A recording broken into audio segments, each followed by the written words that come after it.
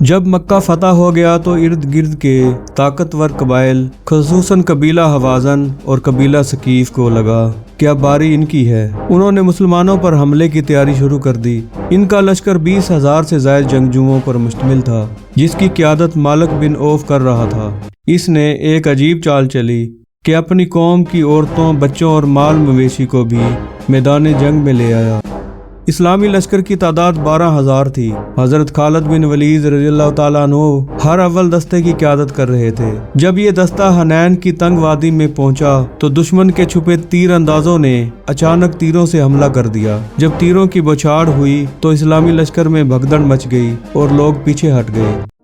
اچانک حملے نے ایسی افراتفری پھیلائی کہ بڑے بڑے جان بازوں کے قدم اکھڑ گئے، لیکن خالد بن ولید رضی اللہ تعالیٰ عنہ دشمن کے ہزاروں تیروں کے سامنے ٹان کی طرح ڈٹ گئے۔ اس دن خالد بن ولید رضی اللہ تعالیٰ عنہ اس بے جگری سے لڑے کہ ان کا پورا جسم زخموں سے چور ہو گیا۔ وہ گھوڑے سے گرے اور لہو لہان ہو گئے۔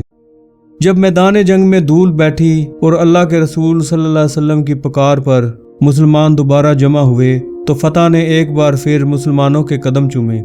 جنگ ختم ہونے کے بعد حضور صلی اللہ علیہ وسلم نے پہلا سوال یہ کیا کہ خالد کہاں ہے؟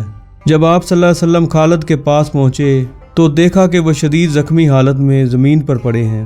اللہ کے نبی صلی اللہ علیہ وسلم نے ان کے زخموں پر اپنا لعاب دہن لگایا اور ان کے لیے دعا فرمائی۔ خالد رضی اللہ تعالیٰ عنہ کا سارا درد مٹ گیا